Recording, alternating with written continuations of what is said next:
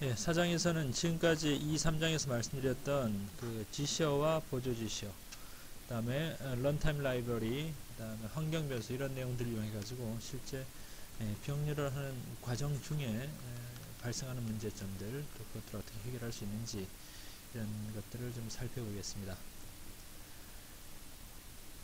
네, 우선 그 오픈MP는 주로 그 루프 레벨에서의 그 루프 병렬화를 위해서 많이 사용이 되는데요. 이런 그 루프 레벨 병렬화라는 것은 그 순차 코드의 루프 앞에다가 패러럴 2나 또는 패러럴 4를 삽입을 해가지고 간단하게 그 루프를 병렬화하는 것을 루프 레벨 병렬성, 또 루프 병렬화라고 얘기를 합니다.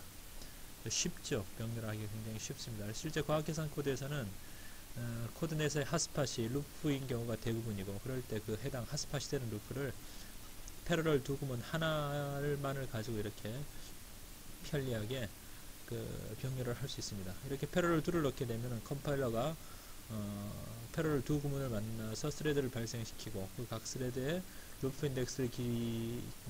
인덱스를 참조로 해서 작업을 자동으로 할당해 주게 되죠.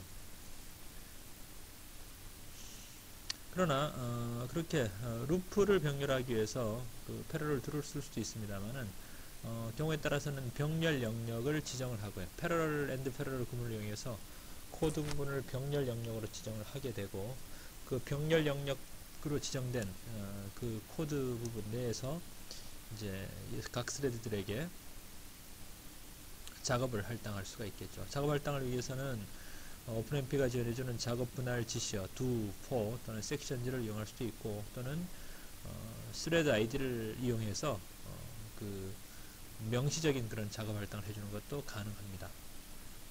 그래서 이거는 이제 루프 레벨 수준에서의 어떤 그런 병렬화보다는 조금 더 어려울 수가 있겠죠. 세부적 작업 분할을 사용자가 담당해야 되니까요. 그러나 어떤 의존성이라든지 이런 문제들 때문에, 또는 확장성 문제 때문에 컴파일러에게 작업 분할을 할당하는 것이 실질적으로 어려운 경우에는 병렬 영역을 지정해 가지고 명시적인 그런 병렬화를 수행을 하게 됩니다. 루프 레벨, 그러니까 패러럴 2를 이용하는 것과 그 패러럴 구문을 직접 이용하는 것은 어떤 차이가 있는지를 간단하게 보면은요. 이건 이제 좌측은 패러럴이고 우측은 패러럴 2를 썼죠. 즉 이것은 패러럴 플러스 작업 분할 지시어 2가 있는 것이기 때문에 병렬화가 진행이 되면서 작업 분할까지가 되는 것이고요. 단지 패러럴 구문은 단순하게 그냥 이 병렬 영역으로 지정된 부분이 각 스레드들에 똑같이 복제돼 가지고 똑같이 진행이 되는 것이죠. 지금 여기서 프린트를 10번 하도록 되어 있는데, 이거는 패러럴 구문만을 썼기 때문에 프로세스 스레드를 3개를 쓰면 각 스레드마다 10개씩에 30개가 프린트아웃이 될 거고, 스레드를 4개를 쓰면은 각 스레드마다 역시 10번씩 프린트를 해서 40번이 프린트아웃이 됩니다. 그러나 이건 이제 그렇지 않고 10개를 이제 10번을 분할을 한 것이죠. 그래서 스레드를 3개를 쓰든 4개를 쓰든 결국 프린트아웃 되는 그 횟수는 10번이 될 겁니다. 그 10번의 프린트아웃을 이제 각 스레드가 나눠서 실행하게 되는 것이니까요. 그래서 실행 결과는 이렇게 그 루프 레벨, 그러니까 패러럴 2를 썼을 때 하고 병렬 영역을 썼을 때 각 스레드들은 병렬 영역을 복제해가지고 똑같이 실행하는 것이 이제 병렬 영역 구문이고, 패러럴 그 지시어 이고, 그다음 패러럴 2 같은 경우에는 이제 각 스레드가 패러럴 안에서 OMP2를 쓴 것과 같은 그런 결과를 이제 보이게 됩니다. 그래서 패러럴 2는 인덱스 변수에 의해서 루프의 실행 횟수가 제어될 수 있는 루프에만 적용할 수가 있죠. 그래서 while이나 do while 이런 것에 적용할 수가 없고요. 그리고 패러럴 2 구문은 또 패러럴 앤드 패러럴 구문과 마찬가지로 코드 블록, 시작점과 끝점이 하나인 그런 코드 블록을 둘러쌀 수가 있습니다. 그래서 루프 실행이 완료되기 전에 exit라든지 go to, break 구문 이런 것들 이용해서 루프 밖으로 빠질 수가 없죠. 병렬 영역 안에서 이것들 통해서 분개할 수가 없습니다. 그러나 루프 내에서 stop이나 exit 같은 것들 이용해 가지고 그 프로그램 자체를 완전하게 끝내는 것은 가능합니다. 데이터 의존성이라는 것은 이건 병렬 어떤 경우든 병렬화 과정에서 아주 주의해야 되는 것인데요. 그 병렬화를 방해하는 그런 코드 부분이죠. 데이터 의존성은 반복 계산의 실제 순서에 따라서 결과가 달라지는 경우를 말합니다. 그래서 AI는 AI 곱하기 AI-1이다 그랬을 때 A2가 A1을 이용해서 계산이 되고 A3는 A2를 이용해서 계산이 되기 때문에 순차적으로 실행이 됐을 때만 그 결과가 제대로 나오지. 이것을 병렬로 실행해서 동시에 실행하게 되면은 지금 이제 보시는 것처럼 그 0번 스레드, 1번 스레드가 나뉘어져 가지고요. i가 2부터 5까지 가는데 2, 3, 4, 5 4개죠.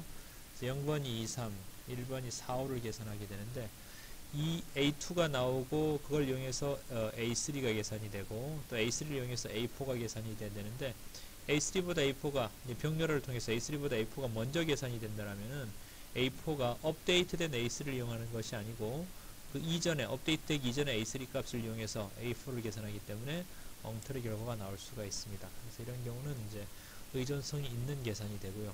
이런 의존성이 있는 계산이 바로 병렬화를 방해하죠. 병렬화를 하기 어려운 그런 코드 부분들이 됩니다. 이런 부분들은 반드시 이제 확인을 하셔야죠. 근데 이런 그 데이터 의존성 문제에서 공유되지 않는 변수는 의존성 문제가 없죠. 공유를 한다라면 이제 문제가 되겠죠. 그래서 어떤 그 변수가 의존성을 유발시킬 수 있는가 하면은요, 한 번의 반복 실행에서 쓰기가 되고 다른 반복 실행에서 읽어드리는 변수가 그 의존성을 유발시킬 수가 있습니다. 지금 보시면은 이 코드에서 A2를 이용해서 A3가 계산이 되죠. 그 다음에 그래서 A3가 한 반복에서 지금 write가 됩니다. 근데 그 다음 반복에서 A3는 read가 되죠. 그래서 이렇게 한 반복 실행에서 write가 되고 다른 반복 실행에서 그것을 read를 하게 된다면은 이것이 의존성을 유발시킬 수 있는 그런 그 코드 부분이 됩니다. 그러나 이제 이 같은 경우에는 똑같은 코드입니다만 스트라이드가 2가 돼가지고 A2를 이용해서 A3를 썼는데 그 A3가 다시 read 되지가 않죠. read가 되지 않기 때문에 이런 경우에는 지금 그 의존성이 유발되지 않는 그런 그 코드 부분이 됩니다. 그 다음에 프라이빗으로 선언되지 않은 임시 변수들이 역시 그 의존성을 유발시킬 수가 있는데 x가 지금 write가 됐죠. write가 되고 그 x가 다시 read가 됩니다. 근데 write가 되기를 이것이 공유되어 있다면 여러 스레드가 이 x 값에다가 덮어 쓰기를 할 수가 있습니다. 덮어 쓰기를 할 수가 있어서 네. 이런 변수들 역시 그 의존성을 유발시키는 그런 변수가 됩니다. 네. 그러나 여기에 있는 이 b는 역시 동일한 임시 변수가 됩니다만 이것은 write가 되는 변수가 아니고 그냥 read만 되는 변수이기 때문에 역시 의존성 문제가 없다라고 할 수가 있겠습니다. 근데 이제 데이터 취합에 이용이 되는 그런 임시 변수들의 의존성은 리덕션을 이용해 가지고 그 제거할 수가 있습니다. 그래서 보셨지만은 xsum이 ai를 그 변수 a를 합하기 위해서 사용이 되는 임시 변수 xsum 곱하기 위해서 사용이 되는 x multiplication 또는 뭐 x max나 min 이런 것들은 다 그 리덕션에 있는 그런 그 연산되기 때문에 이런 그 데이터 취합 관련 그런 연산들은 리덕션 지시어를 이용해 가지고 그 의존성 문제 없이 병렬화할 수가 있습니다. 또는 이제 이 간접 인덱싱이 의존성을 유발할 수가 있습니다. 그러니까 인덱스 자체가 다른 그 배열의 값들을 읽어드리는 이런 변수들이 역시 의존성을 유발시킬 수가 있습니다. 왜냐하면 인덱스 i 값이 동일한 값이 들어갈 수가 있거든요. 네, 그럴 경우에는 역시 병렬화 과정 중에서 이런 간접 인덱싱이 있다라면은 아주 주의해서 사용을 하셔야 되겠죠.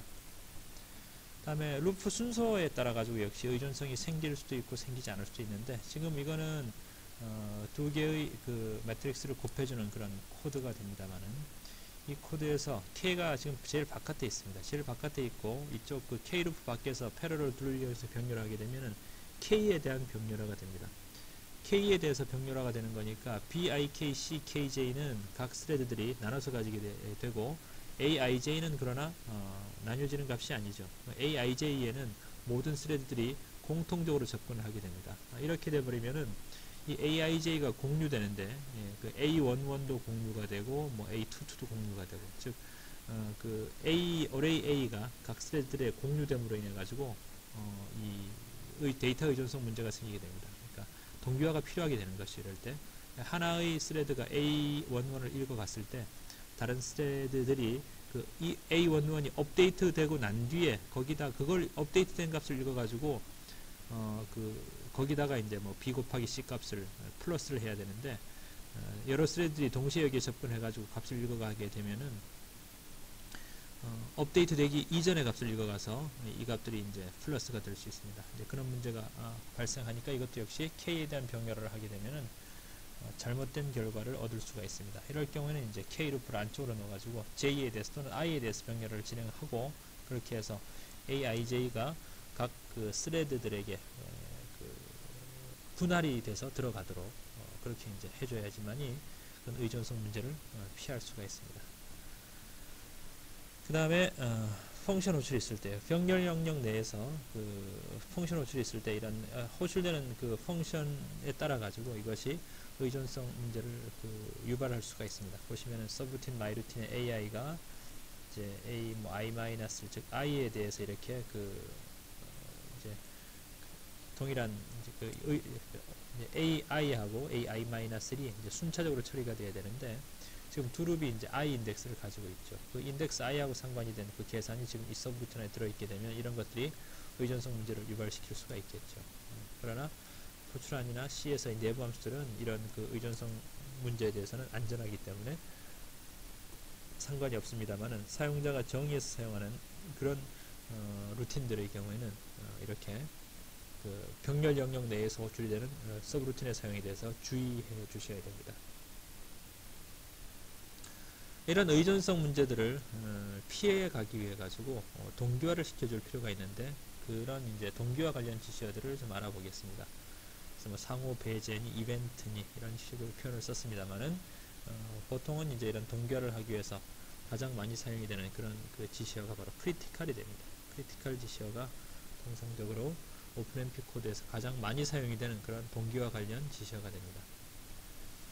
네, 크리티컬은 OMP 크리티컬, 엔드 크리티컬을 이용해 가지고 한 코드 블록을 이렇게 이제 묶어 가지고 그 부분을 이제 하나의 스레드에 의해서만 접근이 되도록 하는 것이 이 동기화 지시어 크리티컬이 됩니다.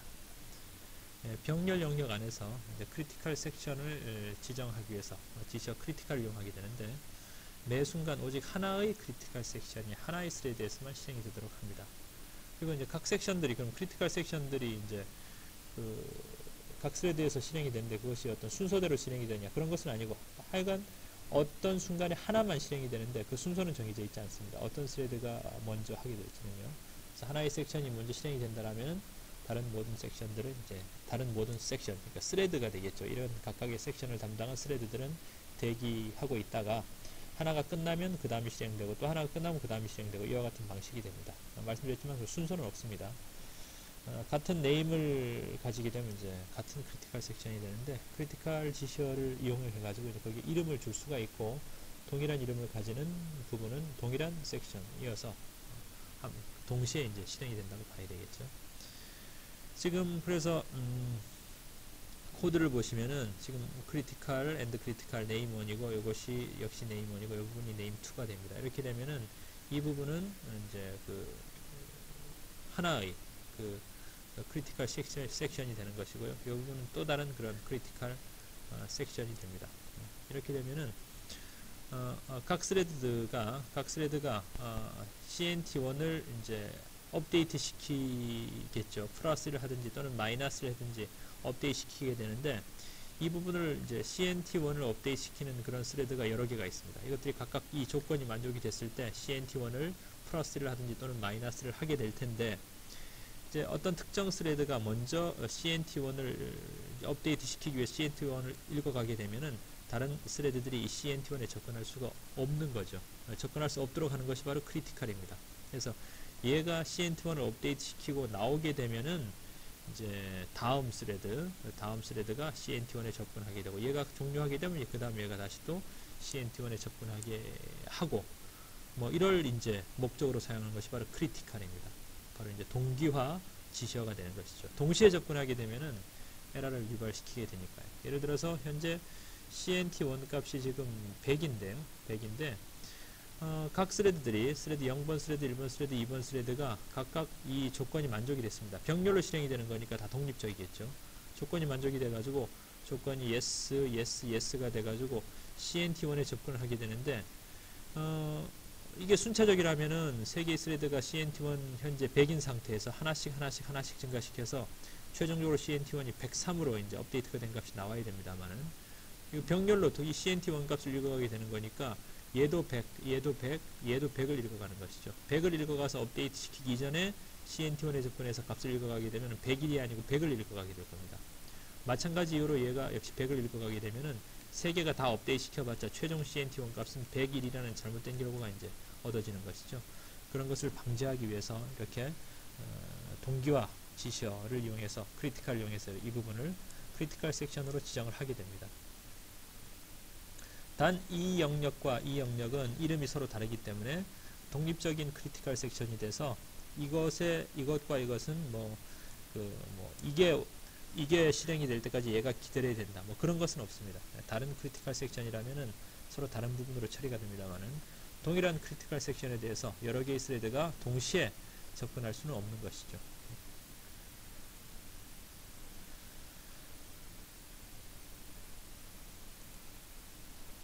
네, 다음 그 간단한 예제 코드를 보시게 되면은 크리티컬의 위치를 어디에 둬야 되는가가 이제 그 문제가 될 수 있다는 것을 확인할 수 있을 겁니다.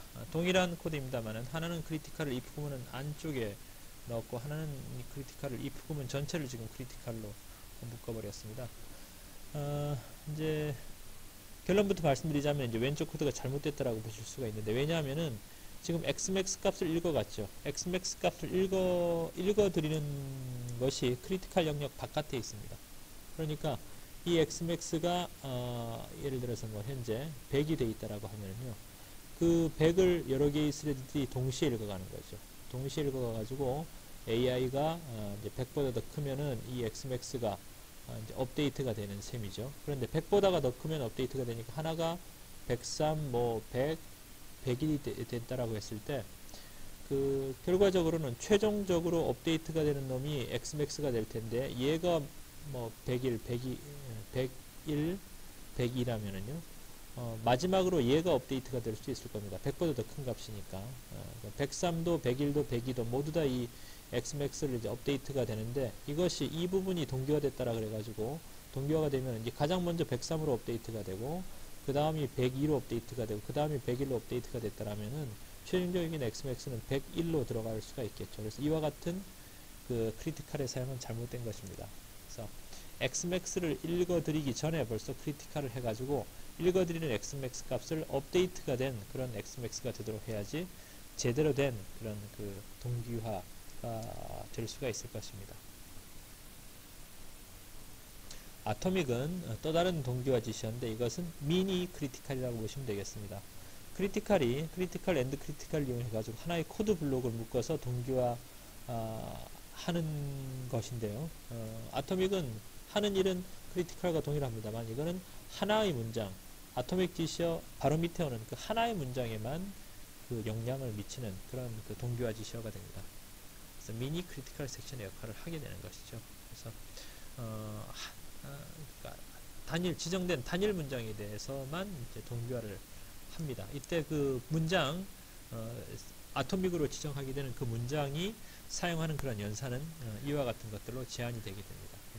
기타 이거 외에 다른 단일 문장에 대해서는 아토믹을 이용해 가지고 동기화를 할 수가 없습니다.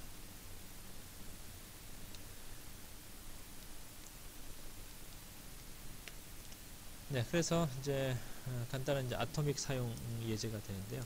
이런 경우는 지금 아토믹이 없게 되면 잘못된 결과가 나올 수 있는 그런 이해가 됩니다. 지금 인덱스 i가 1123142가 됐습니다. 만약에 스레드를 그 두 개를 쓴다라면은요, 그러니까 i가 1부터 8까지인데 이것이 그 4개씩 나뉘어지게 되겠죠. 그러니까 인덱스 i도 이렇게 4개가 나뉘어지게 돼가지고 1번 인덱스가 0번 스레드하고 1번 스레드에 의해서 동시에 접근이 됩니다.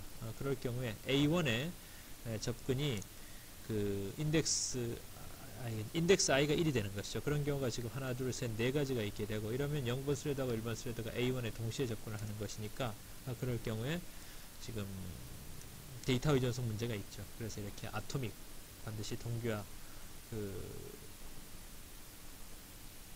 지시어인 아토믹을 이용해 가지고 또는 크리티컬을 이용해 가지고 동기화를 해야지만이 제대로 된 결과를 얻을 수가 있습니다. 문제는 이런 동기화 지시어를 넣어줌으로 인해 가지고 코드 성능이 많이 나빠진다는 것입니다. 그래서 가급적 이런 동기화 지시어는 가급적 사용하지 않는 것이 좋습니다.